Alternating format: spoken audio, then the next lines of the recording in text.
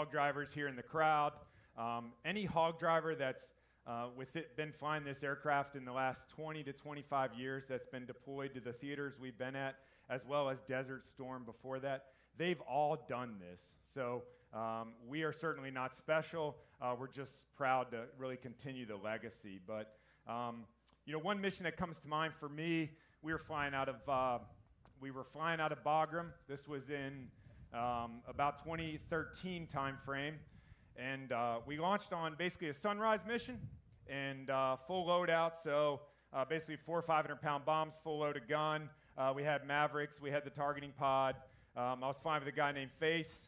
I was flying with the 74th Fighter Squadron out of Moody Air Force Base. That is, for those in the crowd, the premier fighter squadron at Moody Air Force Base. Shout out to Queen there. Second to one. Yeah. At Moody Air Force Base, the premier fighter squadron was the 74th Fighter Squadron, of course. But unique mission. We took off on a sunrise mission, retasked right away. It was an exfil of a special operations mission that had run long, partner force integrated. So there was some Afghan forces mixed with our U.S. Special Forces, and it's higher threat when they've been on the ground for a long time. So this is the situation. Everybody in this area of responsibility knows that our guys are there and that they'll be exfilling shortly. So we show up overhead just northwest of Jalalabad, Afghanistan. And situation is basically a north-south riverbed. And the friendlies are on the east side of the tree line, in a tree line, exfilling to the south. And they become troops in contact, so they're taking heavy machine gun, Dishka, RPG fire from the west side of the tree line. We work with the JTAC to get a 9-line.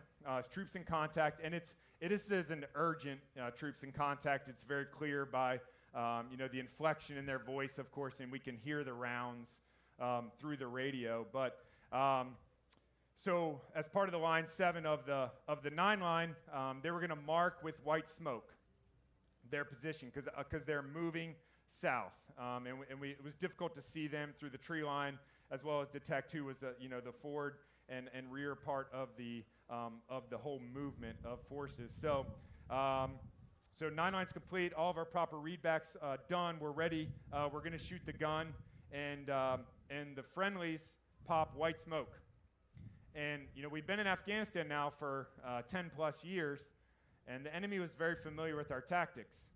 So white smoke from the east tree line, and then on the west side, red smoke.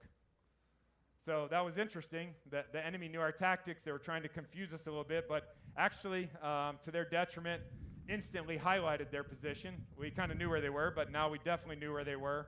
So Face and I roll in right away. We start strafing. I had one pass where actually I had a 30 millimeter detonate in front of the aircraft. So basically, if one round comes out slower than another, with a high explosive incendiary round, it'll fuse in front of the jet. A little bit of an explosion. Safe escape maneuver, check the jet out. It's good. They're still taking fire. So we continue to roll in, and Face and I actually emptied the guns on them, on the enemy there, on that west side of that tree line. Friendlies were able to egress.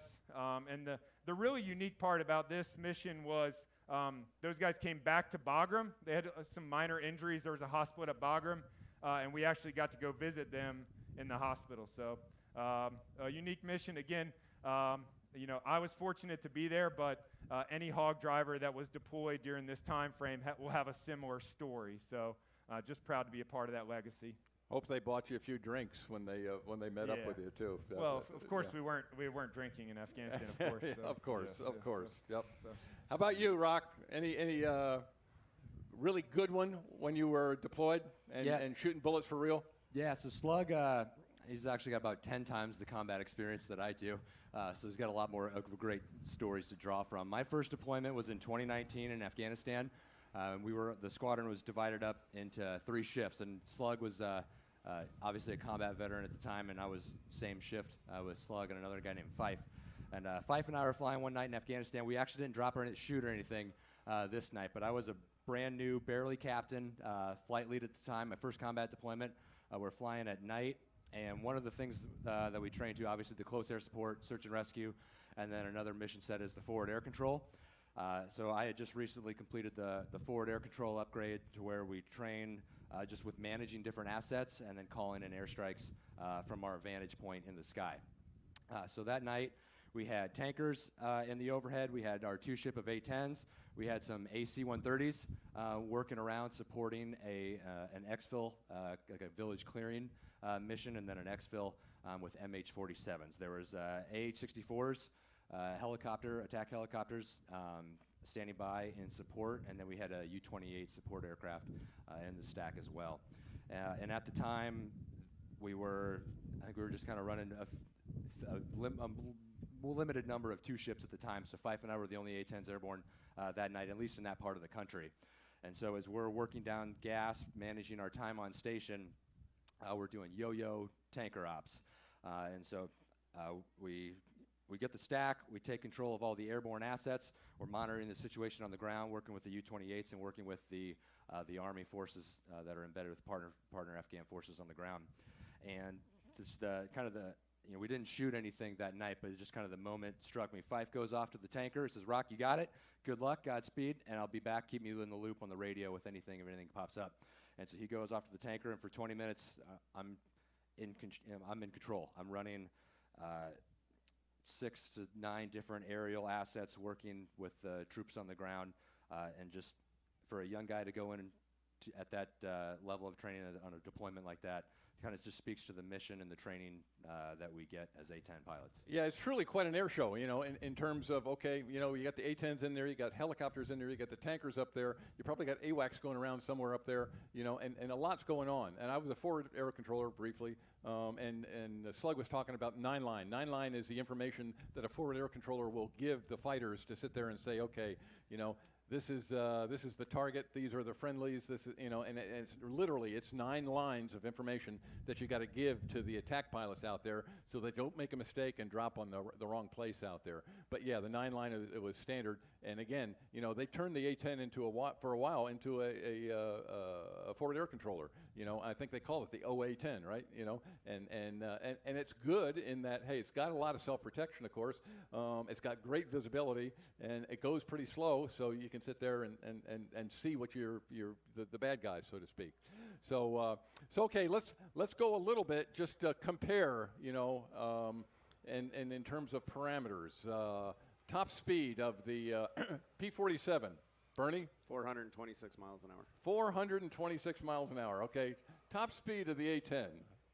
We can scratch 450 in a dive, but it's kind of rare to get going that fast. So that's pretty impressive. So that airplane is faster than that airplane.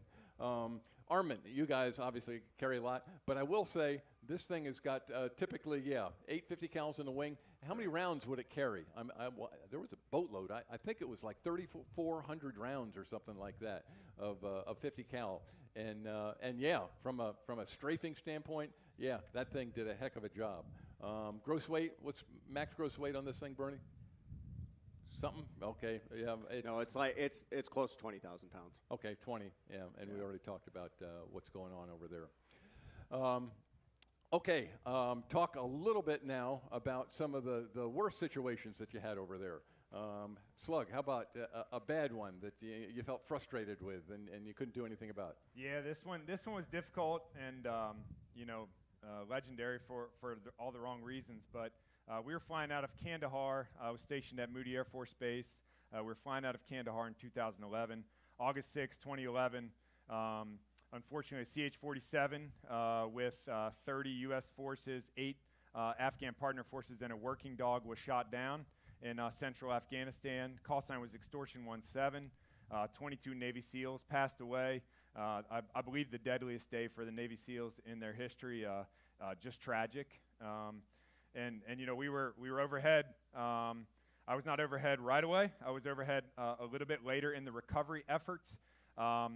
And it was difficult. It was difficult just to hear. They had infilled a QRF of Navy SEALs, a quick reaction force of Navy SEALs to recover their brothers. There was a massive rainstorm that happened. So you can imagine they've compiled gotten basically everything into one area, and then a massive rainstorm comes through and basically moves everything around, and now they've got to recover, remains again. Difficult. Of course, there was sniper fire, RPG fire as well. We were able to suppress some of that with the gun, but a difficult, tragic situation, and a lot of Navy SEALs lost their lives. It's close to me. My father's buried at Arlington, and they're buried right next door. So that's tough. That's a bad one. You're right. Talk again back a little bit about the airplane. You were talking about weather. How's that thing do in the weather? Any kind of anti-ice or de-ice capability? Hey, flying along, and now all of a sudden you look out of your wing and you're going, or in the canopy, go, oh, here comes the ice. You just basically say, yeah, I got to get out of it. Is that what you're doing? Yeah, we have some anti-ice capability basically on the canopy, and like the pitot tube and things like that, pitot heat, I guess. Yeah. The bottom line is, in a training environment, we would try to avoid icing, or at least climbing or cruising through icing conditions, climbing, descending through light rime, if need be. In a combat situation, we were flying out of Incirlik, supporting OIR, and we would pass through massive storms that you end up with ice as like a snow cone on front of a GBU-54. It can still fly, obviously, through all weather conditions. I think, Dusty, good opportunity just to, you're up here recognizing us as pilots, but it's a team effort, and our maintenance personnel are world class. In the Maryland Guard specifically, they're actually have been recognized for world class FMC rates, managing over 80% on average FMC rates. I've been on multiple deployments, and we haven't lost a single combat line due to maintenance, which is just incredible. So certainly appreciate you recognizing us, but just realizing it's a team that gets these jets airborne. But we can fly all weather situations, and we can drop bombs through all different weather situations. So. Okay, and I appreciate the maintenance kudos there. I was a maintenance commander also, and yeah, we couldn't do it without them, obviously, and yeah, they kept me alive for 33 years and flying airplanes out there. So yeah, I agree completely. All right, let's in terms of differences, we talked about weight, we talked about armament. How about one advantage you've got, of course, is you got an ejection seat in there. What kind of ejection seat you got? We got an ACES 2 ejection seat. That's pretty one of the kind of the standard seats throughout most of the fighter force. Yeah, same seat that I rode in the F-16, and it's very, very capable. We had 3 modes on my seat. I know that, and you guys probably get the same. In terms of your speed, your altitude, etc. But it's a very capable airplane. But in addition, in terms of, you didn't talk about this, but in terms of armament or defensive armament, I should say. What else? The cockpit is kind of protected, isn't it? Yeah, so in addition to the massive gun and just all the armor and that provides, just the iron that is, we've got a titanium bathtub that surrounds the bottom and rear part of the cockpit that is 23 millimeter up, in some cases even larger depending on the angle that it'll protect us from. That also can protect some of the critical flight controls that run out of the cockpit towards all the flight controls of the aircraft. Okay, and how about in terms of ordnance? You start dropping bombs. I'm assuming you can do low-angle stuff, you can do 30 degree, 20 degree, and LGB stuff. How accurate can you be? Say, okay, you want to stay out of small arms. So how high are you going to be to stay out of small arms fire? Above 10,000 feet. Okay. Keeps you safe from pretty much anything. All right, so you're flying around at 10,000 feet, you got a target down there, and you got to put a 500-pound LGB on it. How close can you come to the target? What kind of CEPs can you? Right here. Okay, yeah, that's what I was thinking. Okay, you guys, and that's day or night, correct? Okay, correct. Day or night, that's how close they can come. And now you start worrying about collateral damage. And did you guys carry small diameter bombs also? We have started carrying those, yes. Okay, because hey, now you can drop smaller bombs, be even more precise, and do it that way. All right, how about worst story for you, Rock? Any really bad situations over there? Kind of similar to Slug in 2019, as the end of the winter 2019 season.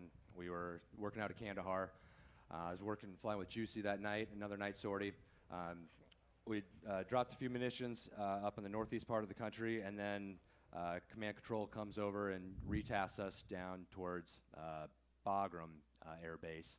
There was a kind of one of those village clearing operations that was returning back to Bagram, the big convoy, and they were targeted by an IED on their way back to base. So by the time that we got into the overhead, there was not much that we could do to any defensive or proactive measures there, but there was 3 Marine reservists that lost their lives in that IED attack with an Afghan interpreter.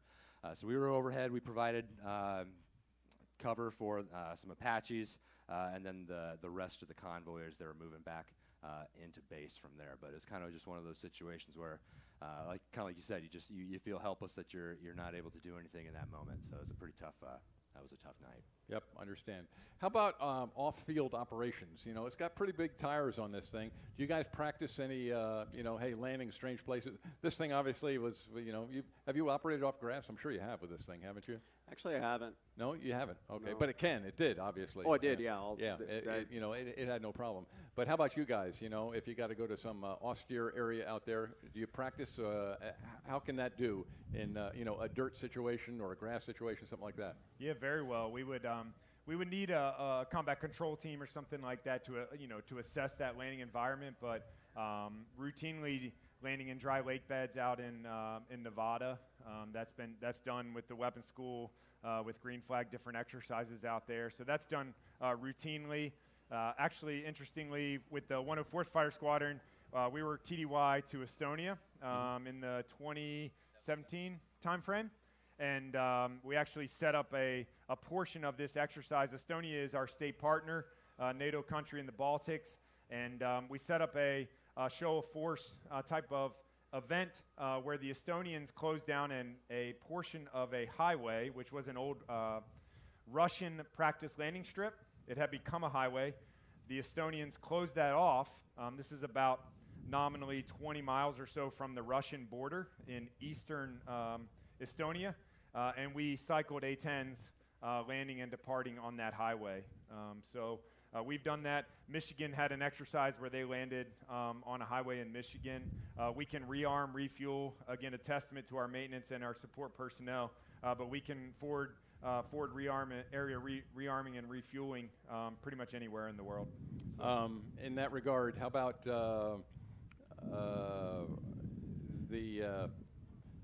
I'll go somewhere else right now. Okay, so you can do austere operations, if you will, which is good. Oh, and the minimum length. What would you like? Just a nominal case like that.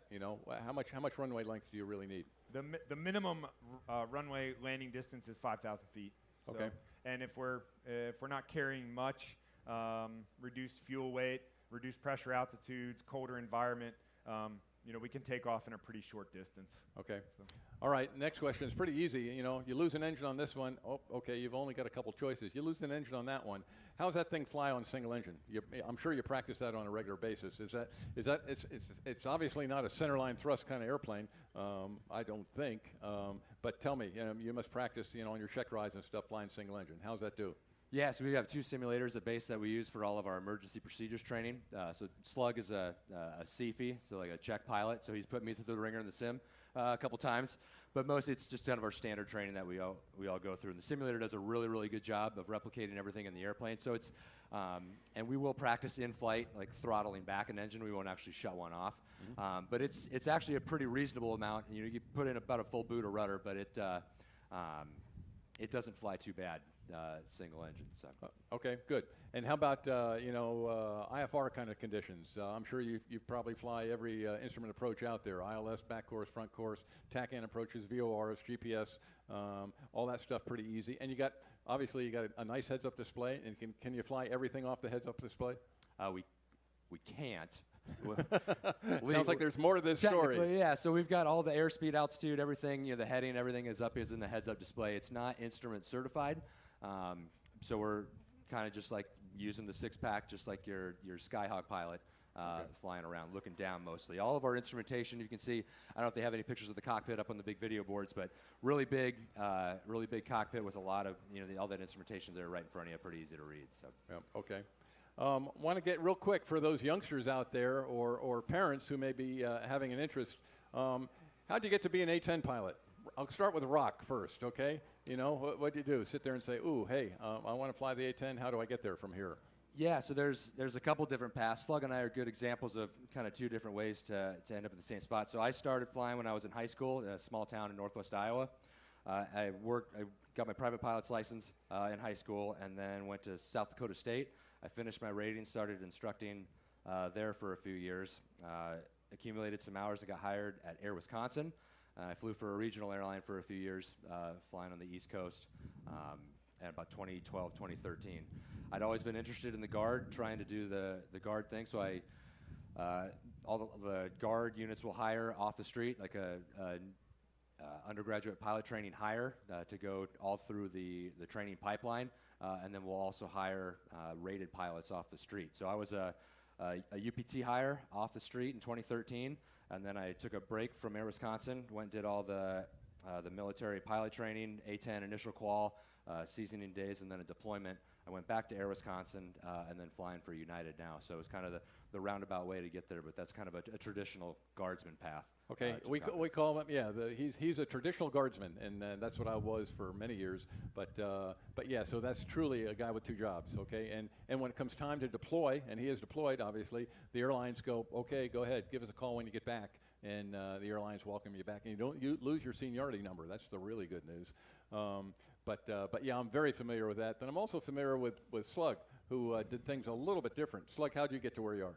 Yeah, my dad was a Marine Corps A4 pilot, so I've been around aviation, but I went to the Air Force Academy purely as a meathead to play lacrosse. and then when you leave the Air Force Academy, you have to do something. I was a civil engineering grad, so I was either going to do that or fly. So I had zero general aviation experience graduating from the Air Force Academy. Went to Destin on a casual assignment, and I got my private pilot's license, and then straight into pilot training. Out of pilot training, I wanted A-10s, didn't get them. I did what they call first assignment instructor pilot. So at Columbus Air Force Base, spent 3 years flying T-38s as an instructor pilot. Then was fortunate to go to the A-10 FTU at Davis-Monthan. And then that was my path into the A-10. During my formal training at Davis-Monthan, one of currently the fighter squadron commander in Maryland, Woody Griffin, was there. So got to know him, became friends, kept in touch. And then I did a couple assignments on active duty, and then reached out to Woody. It was time to leave active duty and go to the Guard. So what Woody did was, he said, we don't work on Mondays. We don't do computer-based training. We don't have to do exercises in chemical gear, MOP 4. Basically, any of the stuff that we really didn't like doing on active duty, OPRs and things like that. He said that none of that exists in the Guard.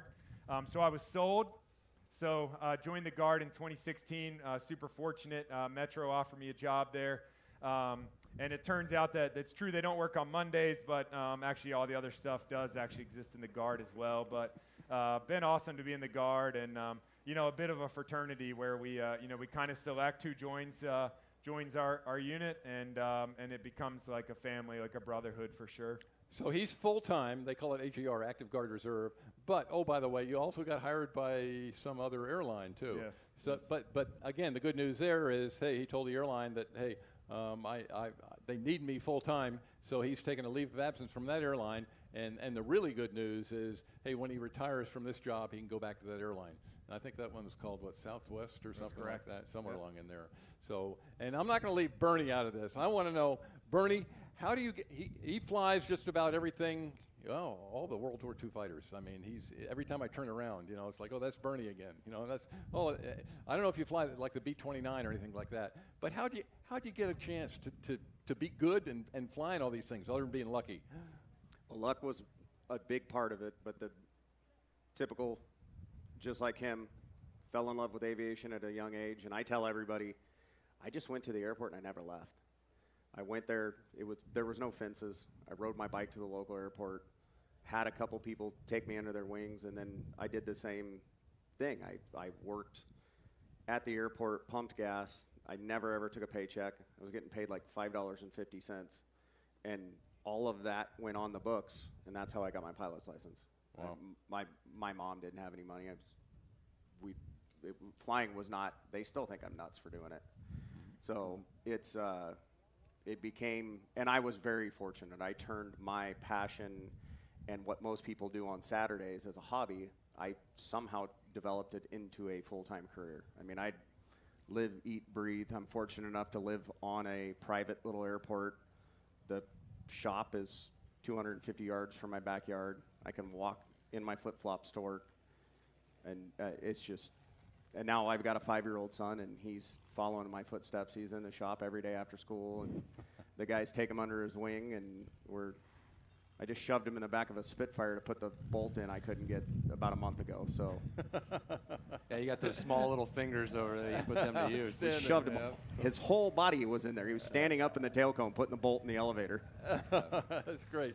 And Rock, by the way, is also a GA guy. You got a Super decathlon. a super decathlon, so he flies a tail dragger out there also. So and Slug, I'm sorry, you're just an A-10 full-time guy and an airline guy. So, all right, let's do a walk around, and I suspect let's start with the A-10, then we'll move over to the P-47.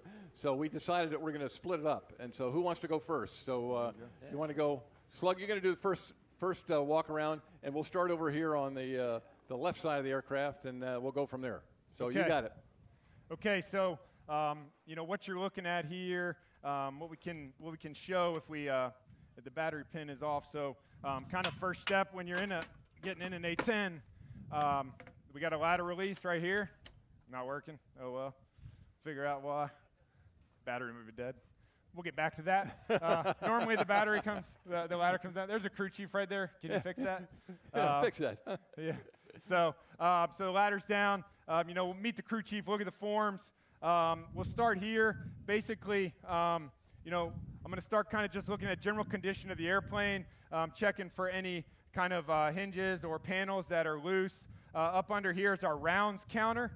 So if a normal training mission, I'll set that to 100 rounds, 200 rounds if the weapons officer is feeling generous.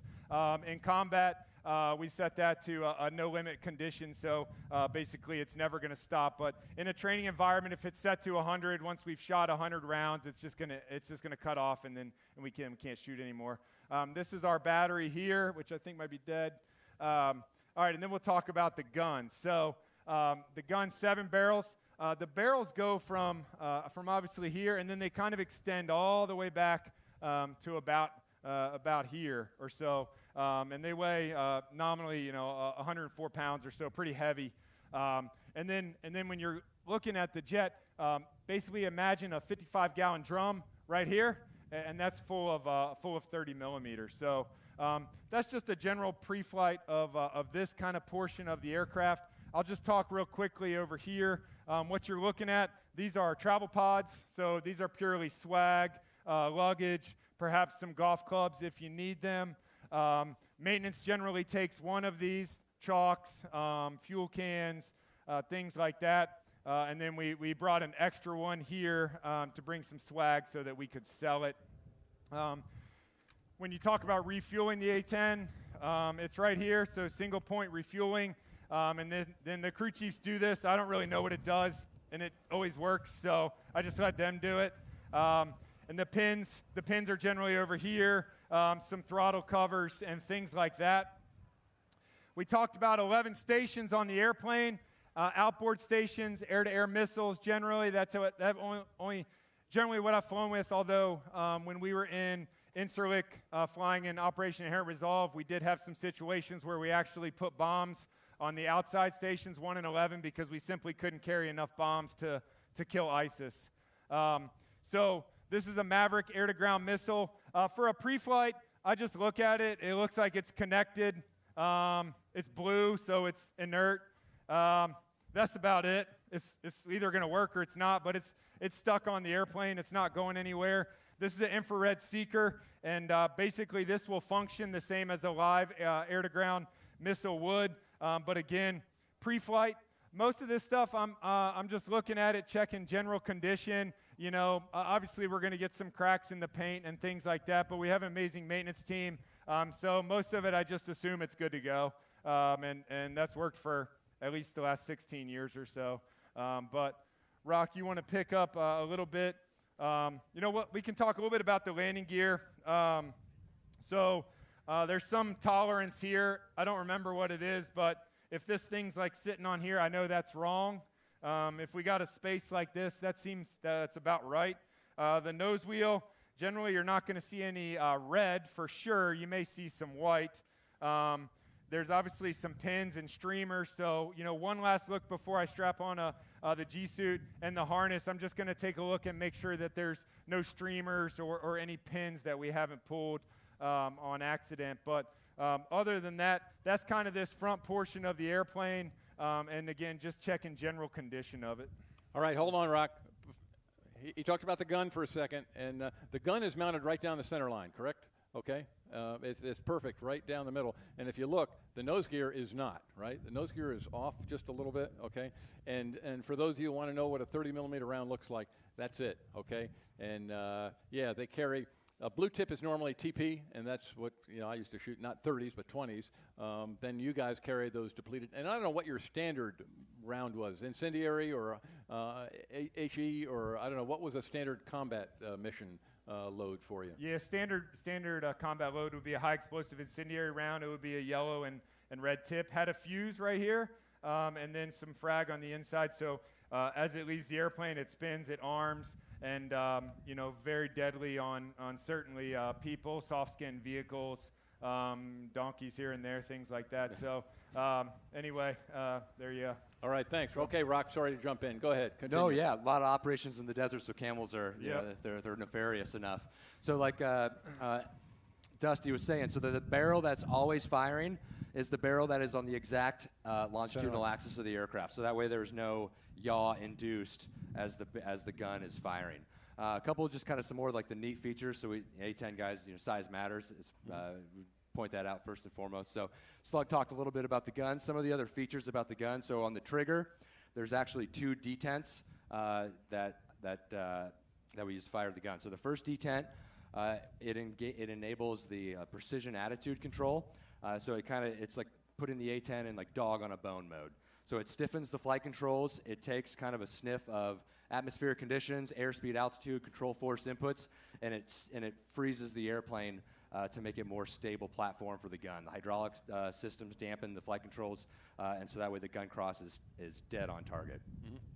As that's happening, the slats you can see on the inboard part of the wing, those extend. That's going to bring more airflow over the wing and into the engines, maintaining that clean airflow, as well as fire the igniters, so to maintain that continued. And that's on the ignition. first detent on the trigger. That's the first detent on the trigger. And then the second detent is firing the gun. Okay. So this is kind of some of the features that they had to work through when they were going through the design and development of the A-10. It took a long time to get a propellant mixture figured out that didn't make too much oxygen deprivation, because they had a lot of issues on initial testing flaming out the engines. Yep. You can see some of the strakes on the front, and then this air scoop right here. That's all designed to keep a lot of that gun smoke rolling down the belly of the aircraft and not disturbing the engines. You can see also on the kind of look around. Slug talked about the front part of the aircraft. Generally, like you said, nothing really ever breaks. Like, that looks good, strut looks good. It's a tough airplane. It's designed to really follow in the footsteps of that P-47 over there. The rugged, austere operations. It was designed to do that air-to-ground mission. So it's a very tough, very rugged airplane. The armament and armor and everything lends to that. Back here, our dive brakes also double as our aileron. You can see the aileron is it's a split. It's split so that way we can slow down quickly. Again, big, thick, straight wing. We can turn very sharp very quickly, and then if we need to slow down, we can extend those speed brakes, and it's like a barn door extending, and we can stop really fast, again, just to enable all that precision weapons. Do you use them very often in dive attacks, in dropping bombs? I mean, Generally not dropping a bomb. We're trying to impart as much energy on like a diving weapon as possible. One of the big myths everybody kind of likes to talk to is the gun. It fires, the recoil will slow the airplane down. While the gun is incredibly powerful, that's generally any time we're shooting the gun, we're in a dive, and when you're getting 40,000 pounds of mass going downhill pretty fast. So we're not, it might maybe slow our acceleration rate, but it's not going to stall the aircraft. Yep. There. But we're going fast, and the fastest speed is life as much as we can when we're operating in combat there. So those are the ailerons. Some of the self-protection stuff, like we talked, you can see under the wingtips. There, we'll typically carry the chaff over there. Flares we'll usually carry in the aft of the gear pod right there. We've got our APU, like the pony motor, for auxiliary power unit there to help with engine starts. And then bleed air for cockpit environment as well. The twin tails, most of kind of for that redundancy part, the hydraulic systems we have 2 hydraulic systems. They are kind of located on opposite ends of all the control surfaces, and they meet in as few points as possible just for that survivability piece. For the redundancy part, for the most part, the elevators, rudders, ailerons are for the most part all interchangeable from one part to another, just to kind of make for that ease of maintenance and kind of that combat environment, that quick turn ruggedness. Can you drag the tail on this if you put the nose too high on a landing? Theoretically, it's possible, but I think it'd be very, very difficult. Okay. And how about slow flight? How slow can you fly this thing if you're lightweight? How slow will it go? 120 knots is one of our training rules for like air-to-air employment. It doesn't like to go much below 200 if we're employing. Our best kind of our min maneuvering airspeed is about 200 knots in a combat environment. And you fly a lot of angle of attack, when you start getting slow. And do you have a warning? Is it an oral system? Is it a? Yeah. Yep. So we got on the leading edge, the AOA up top, and then on the edge. So we do have an angle of attack, and then the airplane has also given us feedback of we get like a steady tone and a chop tone. So a steady optimal performance, and then a chop tone as we're getting kind of past that AOA limit. Okay. All right, very good. Thank you. I'm going to ask Bernie just how much time we got. Not a lot. Quick walk around on the Thunderbolt, the P-47, excuse me, and just do this side of it and start the engine and particulars, things that you're looking for. I learned a long time ago that you have to, before you start these things, and I'm sure it's the same with this, you got to pull a prop through for each cylinder, right? You still got to do that. Yeah. Yeah, they'll liquid lock because the oil is actually about halfway up the engine, and so the bottom pistons have oil sitting on all the time, and it'll find its way through, and you can end up, if you just get in it and start it, you can end up what we call hydro locking the engine, and it ends up bending a rod. It usually just bends it a little bit, and then in like 300 or 400 hours, that rod decides to leave the program, and then now you're quiet. Unlike him, we don't have 2 engines. One of the unique things about this airplane is the Curtiss electric propeller. I don't know if you can hear that, but it's hollow. So it's a hollow steel blade with a cuff. What another unique thing about this airplane that none of the other ones had is this intake area down here. That engine is not that big. It's actually pretty small when you take the cowling off. But all of this is for air not only going down for the induction, but underneath you can see the bubble down there. That's a turbo. So all the air in the airplane comes all the way down to the bottom of it, goes through a compressor, gets compressed, goes through an intercooler, which I'll show you in the back, then turns around and comes all the way back up the airplane and actually runs right next to you. There's 2 ducts, one on each side, and then to get shoved down the carburetor. Oh. One of the cool things about the engine, it is actually supercharged. There's a supercharger that's actually running the whole time the engine's engaged, but there's not like a Corsair, a clutch that you shift gears. Then you've got a third control, so you have a mixture prop throttle. Then on the outside, you have a boost control, and you run that boost control up, and that starts setting your RPM. It closes the wastegates right here. So what we're doing, obviously, when we're looking around, we've got cowl flaps that cool the engine and the cylinders, oil cooler doors, and then here is the wastegate. When you're asking for high altitude performance and you want all the energy out of the turbo, these doors actually close completely and then send the exhaust all the way back down too. So there's ducts running. When you take the whole bottom of this airplane apart, there's ducts running all over it, and it's all to move air and exhaust. What's max horsepower on this thing? It's close to 3,000 pounds. Okay. Or 3,000 horsepower, sorry. Yep. In here, there's not actually a whole lot in the gear area. There's one giant cylinder that runs the gear. Looking at your brakes. Love the fact that they're running that Allison right now. Our struts are unique. We do pay attention to the struts a lot more than these guys apparently do, because there's 2 chambers in here, and you'll see one Schrader valve here, and there's one in the back. When this thing fully extends, the gear's too big to go inside the airplane. So there's a valve in there that pushes on another valve, which opens a Schrader valve. So it's a valve on a valve with a valve. And as the gear goes up, there's a rod on the backside that actually starts to pull the gear, and it compresses it to about this length. But you have to make sure that thing hasn't leaked, because if you take off and that's got full, 600-700 pounds on it, it'll go up and then it breaks and it jams the gear against one of the lips there, and you will not get the landing gear down. So that's actually Have you had that happen to you? No. Oh, you Steve haven't? Hinton had it happen to him, and he actually somehow got the landing gear out. But it's one of the few things that when he was giving me my checkout in the airplane, he's like, "Don't go fly unless you check that."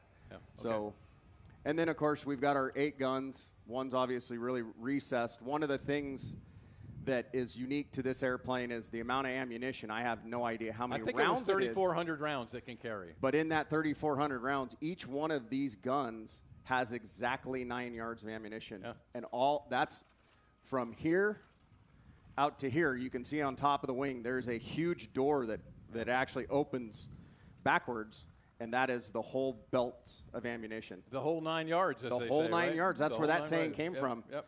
And you've got your ailerons, and what's really nice about this airplane is they did a freeze aileron, so air comes in here, and they designed it so even at low speed, which surprised me, it's got really good ailerons. You can roll this thing at like 150, and it Rolls fine. It does not care. You do that with a Mustang, and it's going to cry. Yeah.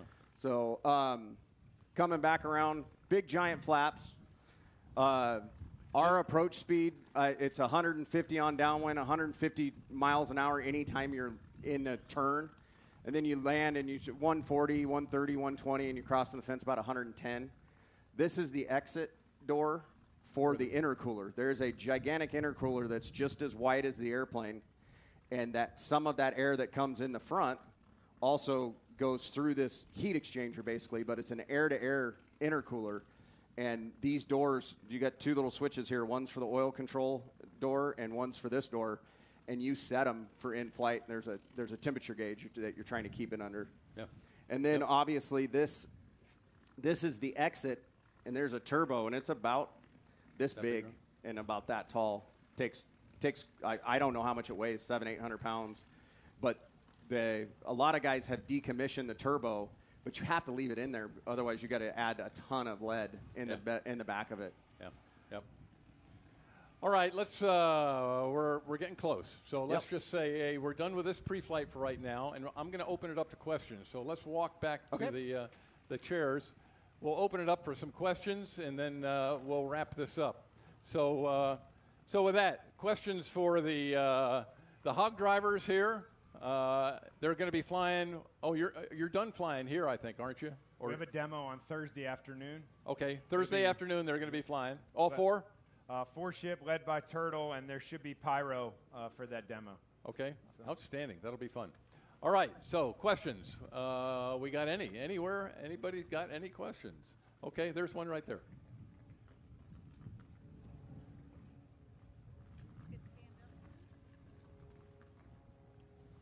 First of all, thanks for being here, guys. It's been really great hearing your stories and hearing about the aircraft. I'm curious from the Guard guys, what are you planning on flying once this airframe retires? Funny you should ask. I can jump in there real quick. My old Guard unit lost all its airplanes. We had guys either quit, retire, or transfer to other units. And they turned my old flying unit into a intelligence wing. So the old unit that I was with has no airplanes anymore, and it's sad. I'll say that right now. In particular, what's happening to this organization is somewhat similar. I'll let Slug talk about it, but I don't know. They've been trying to get rid of the A-10 for years now, and it was successfully fought for years, and they finally lost the fight. So Slug knows better about what his experienced combat pilots will be doing when these airplanes go away? Yes, sir. Thank you for your question. Just to give a little background on the question, we've been flying. The 104th Fighter Squadron actually celebrated their 104th year of operations on June 29th of this year. So I've been flying for 104 years, and very unfortunately, decision's been made that the wing will transition to cyber. We certainly disagree with that, but that's the path that the Air Force is choosing to go down. That being said, specifically we'll talk fighter pilots or attack pilots.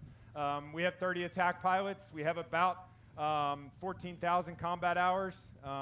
About 80% of our pilots are instructor pilots. You will not find that anywhere on active duty.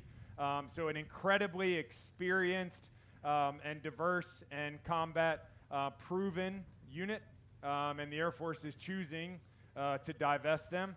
So the bottom line is none of our pilots will transition to the cyber mission. I certainly don't expect any of our pilots will do that.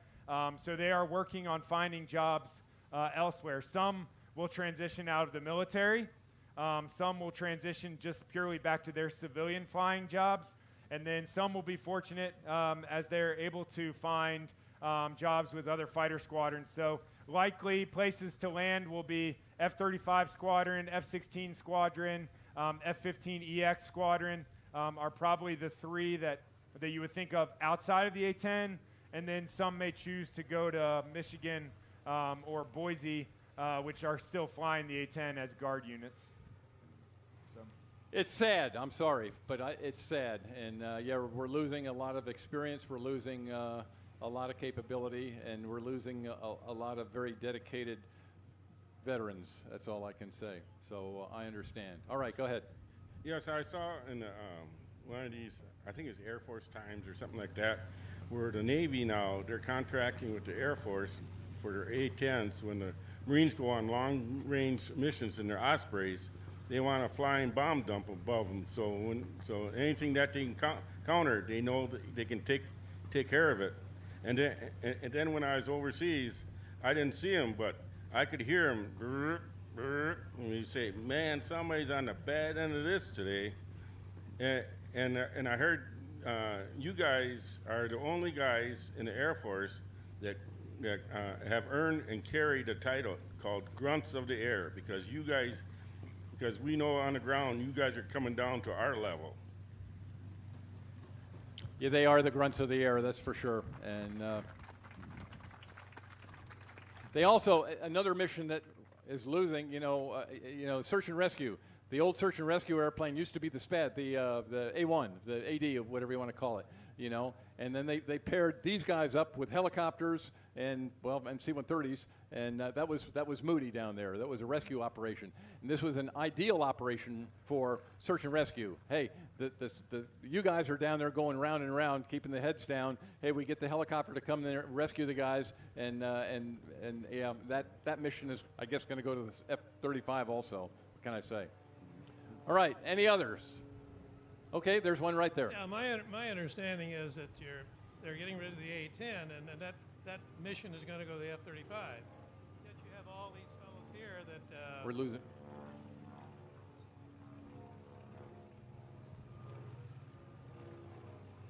I think that stopped working. Did it? Is it? All right, try it again.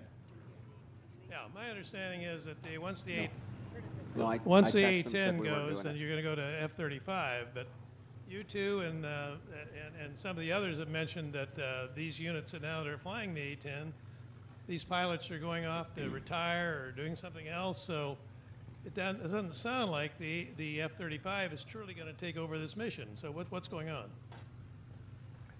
Well, the replacement for the A-10 is supposed to be the F-35, right? They're saying the F-35 is going to be the replacement. Whether that really happens or not, I'm not sure. But yeah, the political decision has been made, and I think it's too late to fight at this point. There've been some real battles, I have to say, on Capitol Hill in regards to this decision, and yeah, we've lost, and so yeah, take a close look when we're done here if you want to walk around, because this is probably going to be the last time you have an opportunity to see an A-10 around here. Yeah, I agree. It's like, yeah, it's bad news. All right, another question. No? All right, well, with that, I'm first going to say, guys, and this is to Rock and Slug, I'm sorry that the airplane's going away.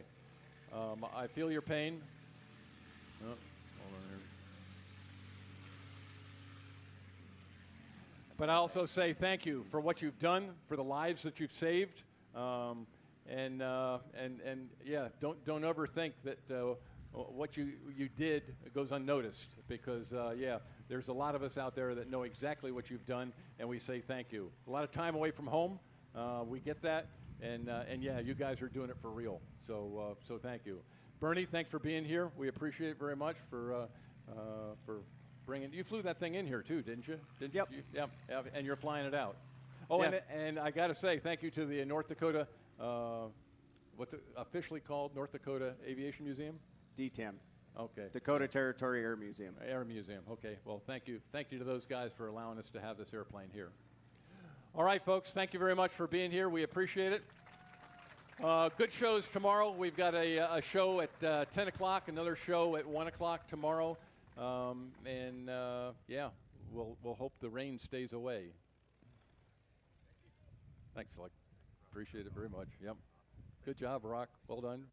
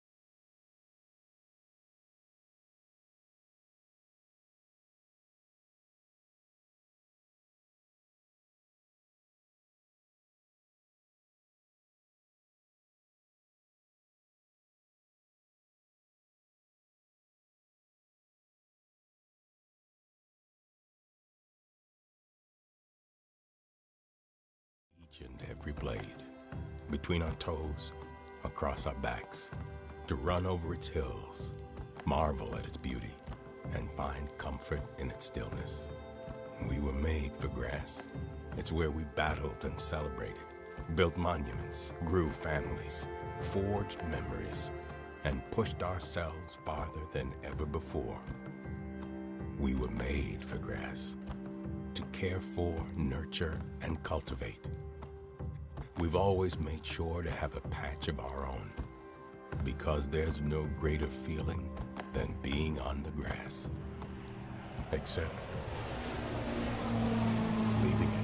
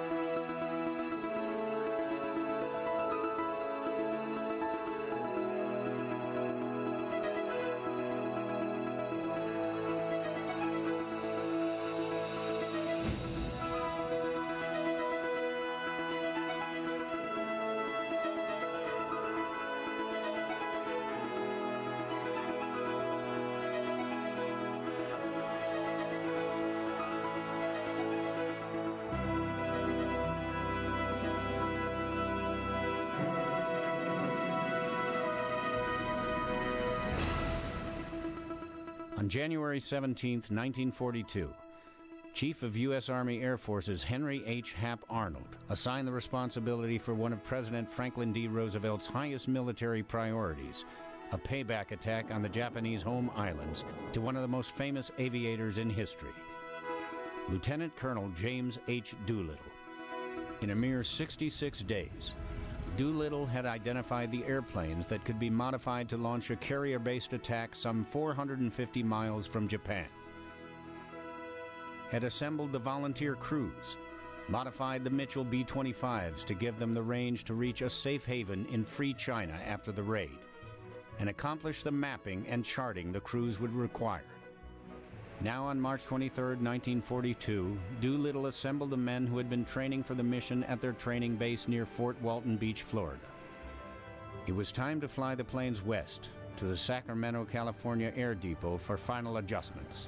As he had before, Doolittle offered any man who wanted to the ability to leave the highly dangerous mission without recrimination. None did. You don't take off on a mission like this without a light at the end of the tunnel. We all thought that somehow we'd get out of it. Well, in the training in Florida, we were always flying just above the water all the time, right down over the river valleys and between the trees. And then we head stopped all the way across the United States to Alameda, down as low as we could fly. Yeah, I think Bill asked me if I would go as his co-pilot, and I said, well, of course. Somewhere along the line, they interject the thing that it was a suicide mission. I don't think it was any more of a suicide mission than the guys taking off from England, going over to Germany. It was just signs of the times, and that's the way it had to be. And that's the way it was, and that's the way it was accepted.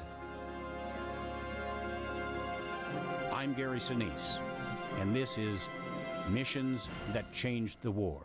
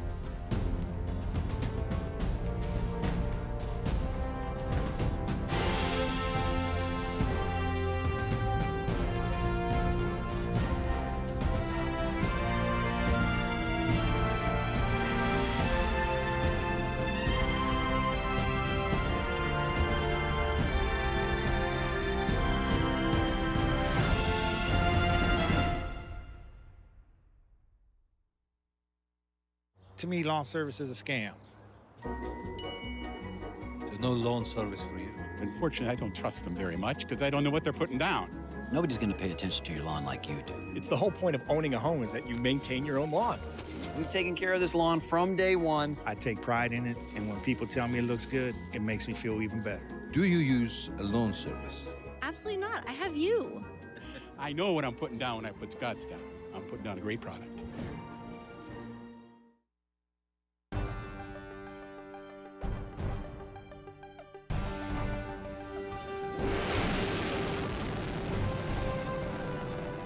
STS-27 was my third launch, and it was only the second launch after the Challenger accident. Well, I will never forget, we maneuvered the arm, and Mike Mullane was my arm operator, so he moved the arm over there, and we brought up the television image of the right wing, and I looked at what I was seeing, and I said to myself, we are gonna die.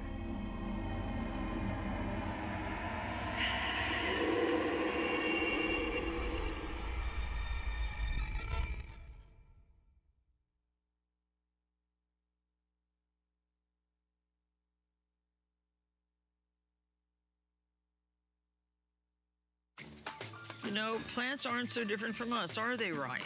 Plants need food like people need food. And that's right, and they do tell us what they need, like this really good organic plant food from Miracle-Gro. It's just as important as soil, sunlight, and water. Ryan the philosopher.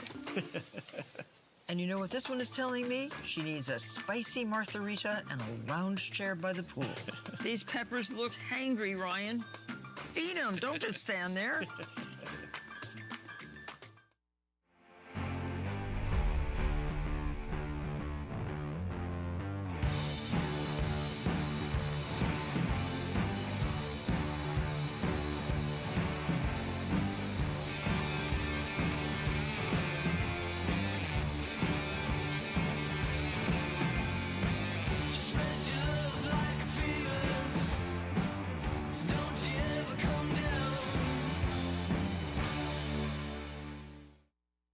You know, we've started this controversy about whether this is dirt or soil. Everyone's all up in arms about it. So what do you call it? You say dirt, I say soil, you say soil. When do I say soil? I never say soil. You just did.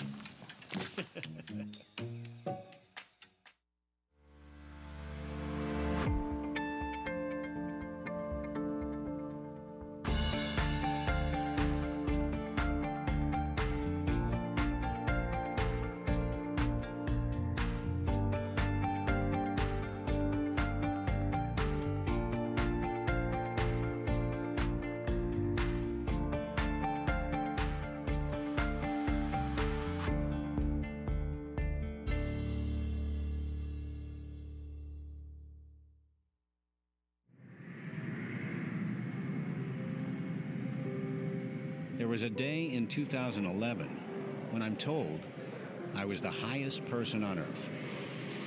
Literally. On that day, I traveled to the space equivalent altitude of 70,000 feet. Thanks so much. We'll see you tomorrow. It was a voyage to the edge of infinity.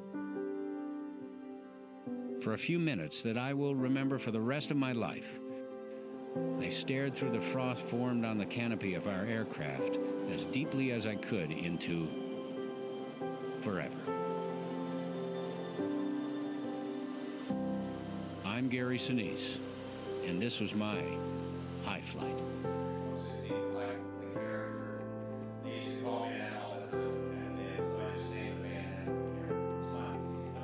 Thank you so much. There will be a time on Wednesday when you're the highest person on Earth. Congratulations on that. Yeah.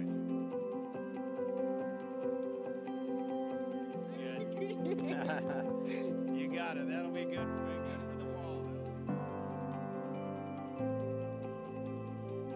How are you? I'm Gary. Thank you.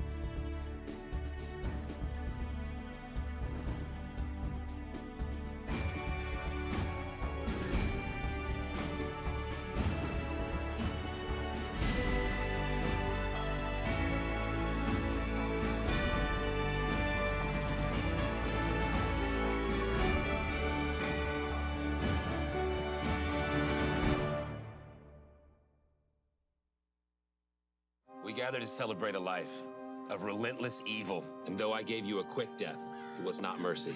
It was Ortho Ground Clear Weed and Grass Killer. Kill 'em all! Ortho Ground Clear kills really fast and for organic gardening. Speed you can trust.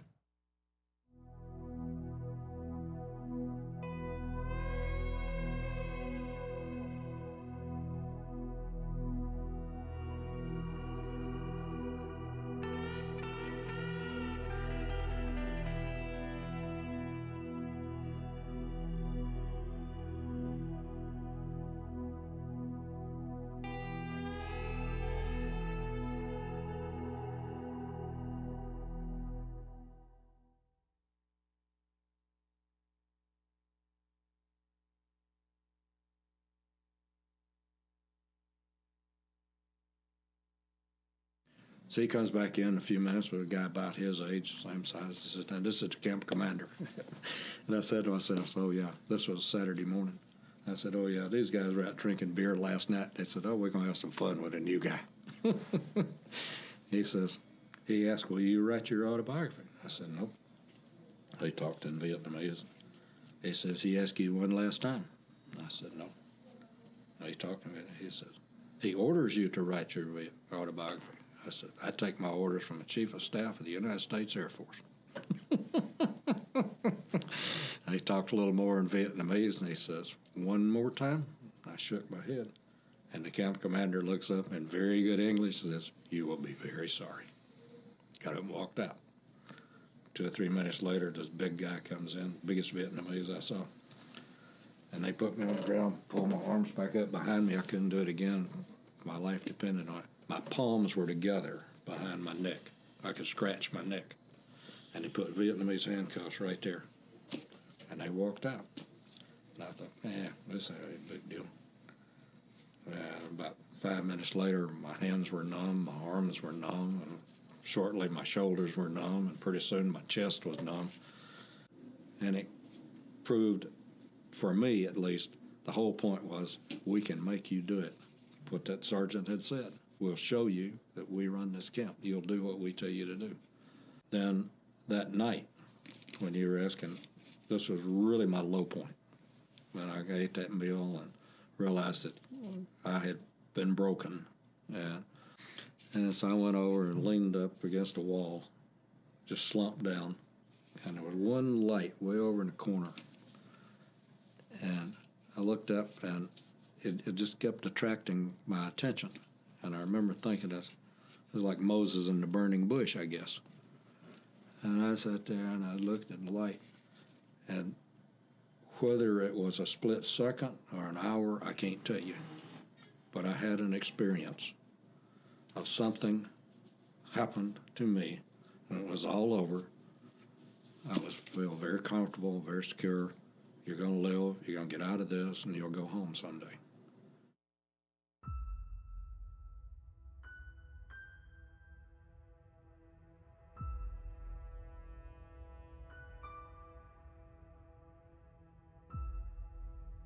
What do you love the most about the air races? Camaraderie. Everybody is friends, everybody helps each other, and we're all very professional and have a great time. Some say we're crazy. I'd put it more, we have a deep affliction and a commitment to the skills and the practice of aviation. We love it. Came for the airplanes and the races, but we keep coming back for the family. The Section 3 people were just all over me, wanting me to autograph every part of their body, and it was great. I love Section 3. If you like P-51s, if you like Warbirds, you like jets, you just like tinkering with airplanes, this is the place. What's the best part about the air races? Everything. It's the people that makes it unique. Whole lot of love. Whole lot of love. Whole lot of love.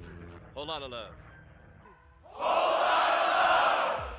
Control, Sport Gold take about 3 minutes from the start.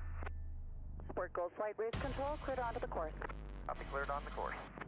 230 at 17, gust 27, break. Nice job, guys. Everybody lining it up. Looking perfect. Everybody hold what you got.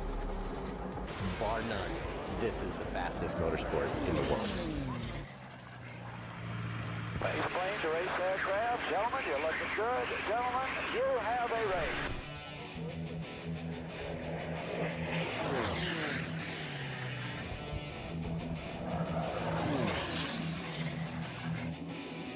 it looks like it might be Wee Willie that will be Robbie Patterson, followed by Sweet and Love.